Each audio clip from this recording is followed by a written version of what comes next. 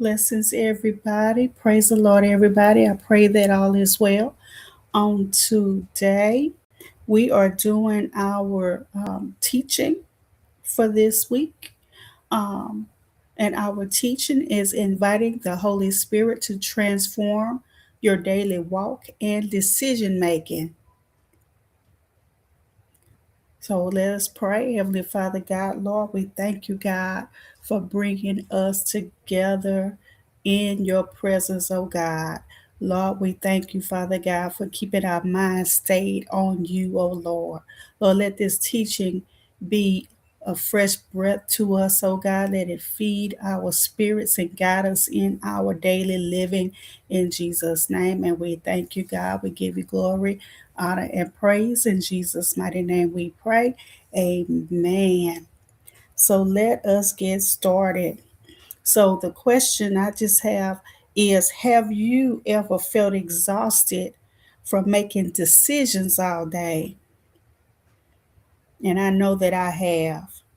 Big ones, small ones, constant ones, all day long we make decisions.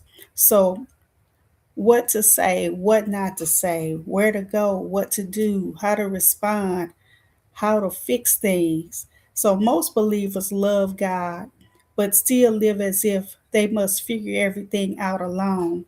So, and I'm guilty of that sometimes. I'll try to take things in my own hand. I love to plan. I'm always planning something. I have notebooks. I have sticky notes. I'm planning. I'm trying to make sure everything fits. But today we're talking about how to stop carrying life by yourself and start living in real partnership with the Holy Spirit. So, and this is one myth of the self made path. Many believers love God deeply, but still operate from self reliance. So, we don't put all of our trust in God and we try to take matters in our own hands and we try to rely on our own selves. We pray about the big crises, but we manage.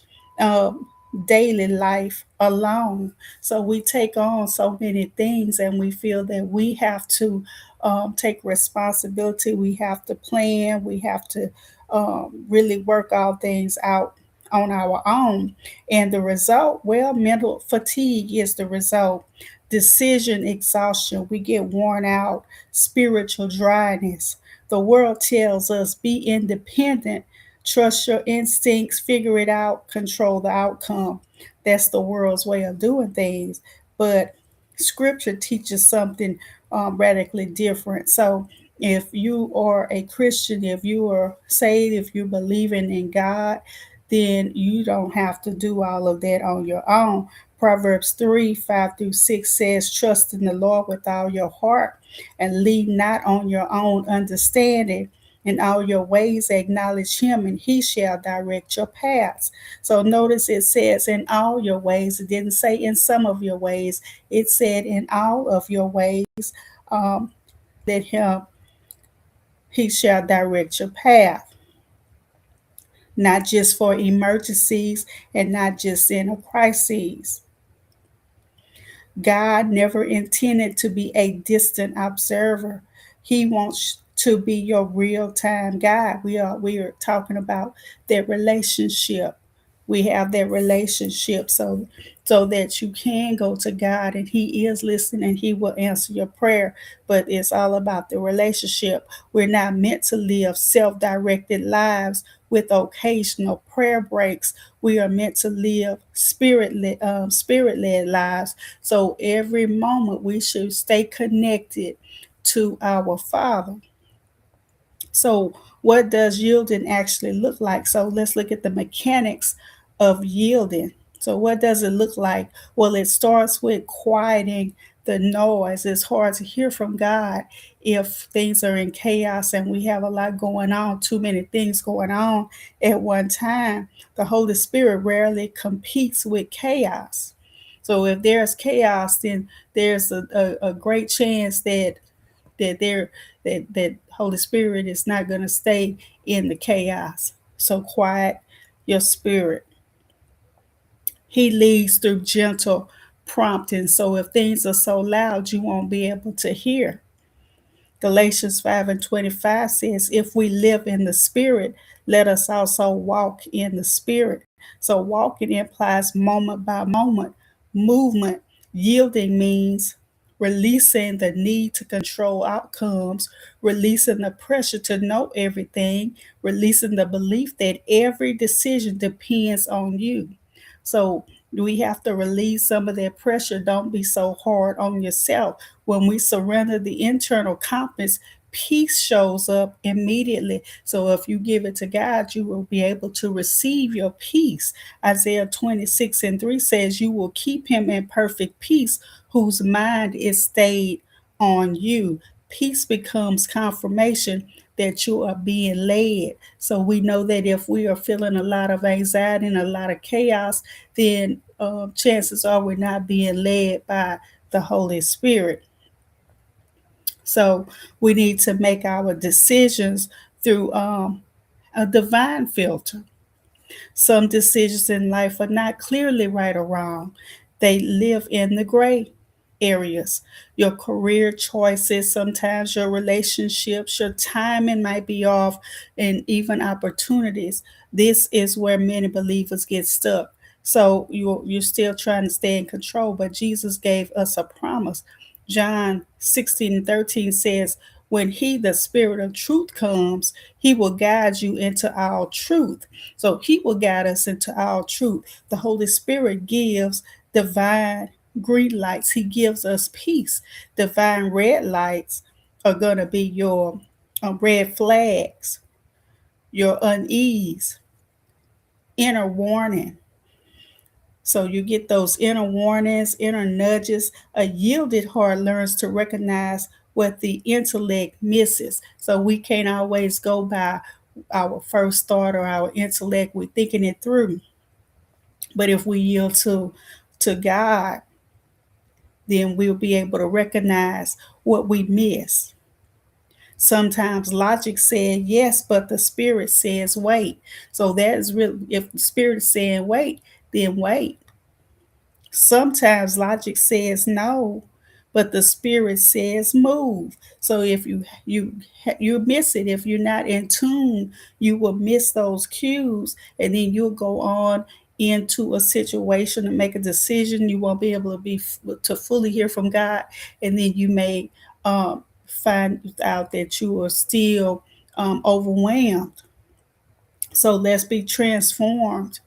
Um, and let's renew our minds. So here is the life changing shift. Every day, life becomes spiritual when the spirit is invited. We have to let him lead and guide us. We have to invite him in. Laundry becomes worship. Emails become ministry. Commutes become prayer time. Conversations become divine appointments. And yes, you still may have a lot going on with your day, but as you go on with your day, just stay connected. You have to just still stay connected. Tell God, thank you. Use those as opportunities, even when you're driving. Use it as an opportunity to spend time with the Lord. Wherever you can find that moment, that time, that take that time. Even prayer time, you can still be praying under your breath. You can still say, God, I thank you. So stay connected. 1 Corinthians 10 and 31, whatever you do, do all to the glory of God. Walking in the spirit changes how we see time. So delays stop feeling like interruptions. They become divine setups. So even delays, I know we get so frustrated when things are delayed or things are not working out the way that we want them to work out. But if we start to think about it in a different way and thank God even for the delays, be thankful in all things, because maybe you're delayed. Maybe it's the Lord is keeping you from getting involved in a situation that you may have been rushing into. So thank God for the delays. That slow checkout line, possible ministry moments. You may get a chance to speak to someone in there that needs guidance or need a quiet word or word of encouragement, and there may be a moment that the Lord has sent you there into that particular place at that particular time for a specific purpose. But if we rush through it, you may miss it. That unexpected detour, and you may be upset because the traffic is backed up and you have to take a detour. Well, you may have missed an accident by taking that detour. So that could have been your possible protection. That difficult coworker, that could be an opportunity to reflect Christ. The ordinary becomes holy ground. So when you start to incorporate the Lord, and let the Holy Spirit lead and guide you, you can use those little opportunities to do ministry. So, what about when life feels overwhelming? So, let's sustain the partnership long term. Those times when you're feeling overwhelmed or spiritually dry, here's the truth: partnerships with the Spirit is not powered by emotion, it is powered by relationship. So when you have a situation and you may be upset, you may be overwhelmed, you may even be crying, you may be upset, but the Lord is not responding to your emotion because that is flesh. You want to respond by connecting to the Lord in the relationship, and you may want to even read your scriptures. You need to pray. So lean and depend on that relationship. Don't lean and depend on your emotions. Don't lean and depend on the fleshly part. Just like any relationship, it grows through conversation. Learn to talk to God in consistency and awareness. First Thessalonians 5 and 17 said, pray without ceasing. This does not mean praying nonstop religious prayers. It means living in ongoing conversation with God. So that doesn't mean that every single moment you're trying to create this long prayer.